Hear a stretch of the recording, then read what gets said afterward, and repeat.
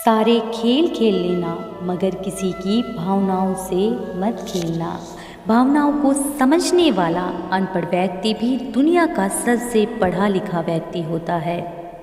हाथ की लकीरों पर नहीं बल्कि हाथ की लकीरें बनाने वाले पर भरोसा करो। कभी मत भूलना कि इंसान का सबसे बेहतरीन दोस्त ईश्वर होता है। बहुत जल्दी मान जाता है, पुरानी बातें याद नहीं करवाता और कभी अपने दर से मायूस नहीं लौटाता। अपनी जुबान की ताकत अपने माता पिता को मत दिखाना जिन्होंने आपको बोलना सिखाया। याद रखना कि औलाद के लिए माँ बाप वहाँ भी हाथ फैला लेते हैं जहाँ वो पाँव रखना भी गवारा नहीं करते।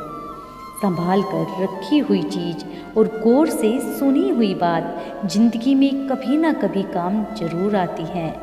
दुनिया का विज्ञान कितना भी विकसित और सुगध बना ले, लेकिन मानसिक शांति आज भी प्रकृति की गोद में ही मिलती है।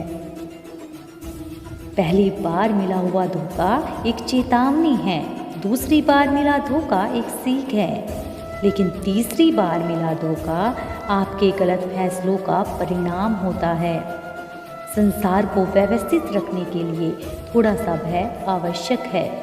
मृत्यु का भय जीवन की रक्षा करता है, गलती का भय सही राह पर रखता है, बीमारी का भय स्वास्थ्य की ओर ले जाता है और दुख का भय आपको नेकी के मार्ग पर रखता है। अगर मुस्कुराहट के लिए ईश्वर का शुक्रिया अदा नहीं किया तो आंखों में आए आंसुओं के लिए शिकायत का हक कैसा। दुनिया में दान जैसी कोई संपत्ति नहीं, अच्छे स्वास्थ्य जैसा कोई आभूषण नहीं और संतोष जैसा कोई सुख नहीं।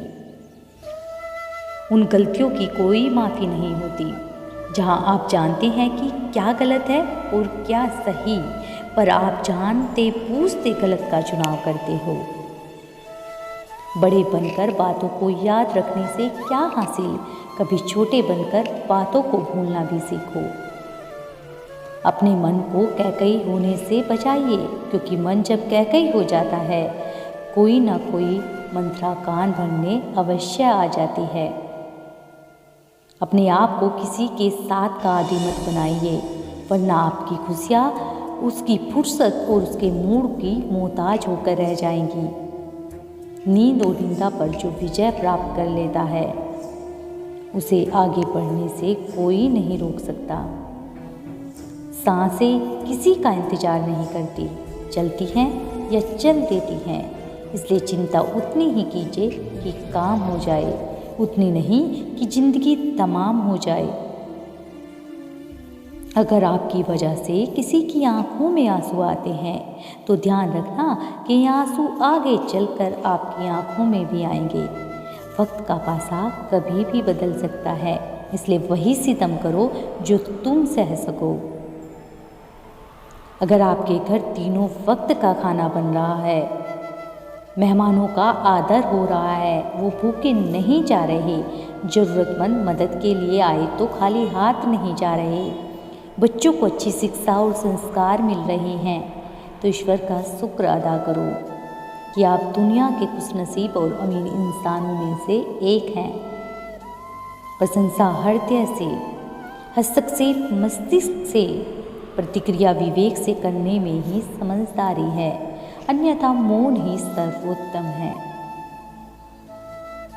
जीवन पेंटिंग की तरह है, आशा के साथ रेखाएं खींचे, त्रुटियों को सहनशीलता से मिटाएं, बहुत ही धैर्य के साथ ब्रश को डबोएं और अपने जीवन को प्यार से रंगे। दोस्तों, हंसते रहिए, मुस्कुराते रहिए और अपना ख्याल रखिएगा। किसी से छल कपट मत करिएगा और अपने आप को स्वास्थ्य की ओर ले जाइएगा, स्वस्थ रहिएगा। मिलती हूँ अगली वीडियो।